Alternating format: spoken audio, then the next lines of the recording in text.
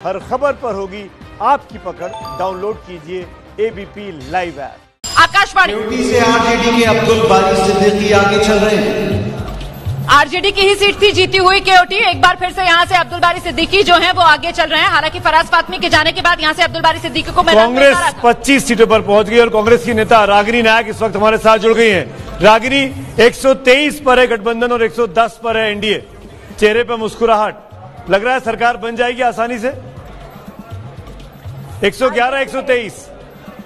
देखिए, exit poll ने जिस तरह के जन समर्थन की तरफ इशारा किया था वही अभी रुझानों में भी दिख रहा है और मैं आश्वस्त हूँ कि वही नतीजों में भी तब्दील होगा।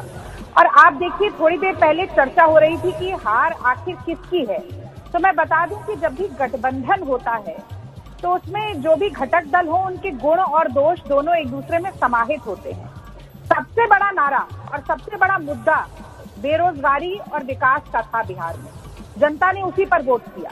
और अगर हम रोजगार या नौकरी की बात करें तो मोदी जी के 2 करोड़ के वादे को आप भुला नहीं सकते हैं। मोदी जी के नाम पर चुनाव लड़ा गया। पहले चरण के बाद से दूध में पड़ी हुई मक्खी की तरह नीतीश जी की फोटो को सारे होर्डिंग और पोस्टर से निकाल दिया गया। मैं खुद बिहार में प्रचार करके आई, मैंने देखा था वहां पर कहीं पर नीतीश कुमार नहीं थे, 2 चेहरे दिखते थे, तेजस्वी और मोदी। तो अब आप देखिए कि अगर हार होगी तो केवल नीतीश जी के सिर पर ठीकरा फोड़ा जाए, ये ठीक नहीं होगा। मोदी तो जी और नीतीश बाबू दोनों की सरकार। रागिनी, ये भी तो समझाइए कि नीतीश कुमार जिसके खिलाफ आप लोग प्रचार कर रहे थे और आप लोग कह रहे थे कि हम लोग 180 के ऊपर पहुंचेंगे, 200 तक पहुंचेंगे, वो भी 111 पर पहुंच रहे हैं। ऐसा नहीं कि बहुत खराब किया उन्होंने, इसको आपको मानना होगा। देखिए, वो कहते हैं कि हवा को बहुत सरकशी का नशा है, मगर ये ना भूले दिया भी दिया है। तो सबसे बड़े दावे कौन कर रहा था? 220 सीटों पर जीतने का दावा मोदी जी और नीतीश जी कर रहे थे। 100 से कम सीटें आएंगी, आप देखिएगा। 111 प्लस में शुभरास्ता जवाब देना चाह रही है आपकी बात। बस मैं एक ही चीज कहना चाहती हूँ कि 2 दिन पहले जेडीयू प्रत्याशी के पति की गोली मारकर हत्या कर दी गई है। ये मैं सिवान की बात कर रही हूँ, जीरादेई में ही। तो ये घटनाएं भी बढ़ना शुरू हो चुकी हैं और ये 18। अभी तो आपकी सरकार थी, जेडीयू की सरकार थी। बिल्कुल, अभी सरकार हमारी थी, लेकिन चुनाव के बाद का जो माहौल है मैं जनता को बता रही हूँ कि ये हो चुका है। बाकी जो नैरेटिव इन लोग लीपापोती तो अभी चलेगी, अभी तो वंदनवार लगाना शुरू हो ही। रागिनी बोलना चाह रही है। देखिए, ये कैसे अपने ही कहे बात में फंस गई। अभी तो सरकार बनी नहीं है, जिसकी सरकार है उसके समय पर गोली चलना शुरू हुई और मुंगेर की गोली कोई नहीं भूल सकता। वोट मुंगेर की गोली पर भी पड़ा होगा सुभ्रास्ता जी। दुर्गा माँ के भक्तों पर सिर्फ इसलिए गोली चला दी कि विसर्जन की यात्रा में जा रहे थे। 18 बिल्कुल सही कह रही है रागिनी जी। और कांग्रेस का कोई भी नेता जाकर मुंगेर वासियों के साथ खड़ा नहीं था, इसीलिए आप इस चीज का क्रेडिट मत लीजिए। मुंगेर में कोई किसी के लिए खड़ा नहीं था, कोई किसी के लिए खड़ा नहीं था। मैं तो आधिकारिक रूप से कह रही हूँ, आप कह के दिखाइए कि कांग्रेस खड़ी नहीं थी मुंगेर में युवाओं के लिए।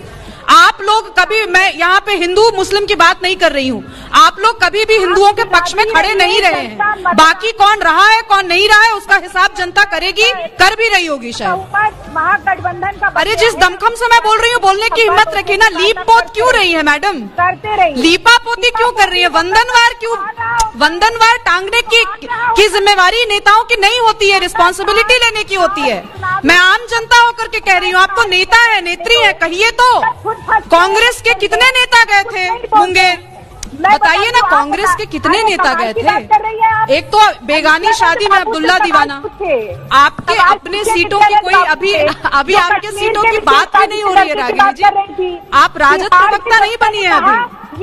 आई डोंट अंडरस्टैंड, आप राजद के लिए इतना फुल फ्रंट पे बैटिंग कर रही हैं। तो मैं आपसे कांग्रेस का सवाल पूछ लेती हूँ, कांग्रेस के कौन से नेता गए थे बात करने के लिए? राहुल गांधी जी का ट्वीट आया था, प्रियंका गांधी जी ने ट्वीट किया था मुंगेर पे, आपने ट्वीट किया था मुंगेर पे, किसने किया था? आज सुमित अवस्थी जी ने प्रश्न पूछा तो आप बोलने लगी, लेकिन जब तक प्रश्न नहीं पूछा गया था तब तक तो आपके लिए मुद्दा नहीं था। और जनता किसे मुद्दा नहीं था ना।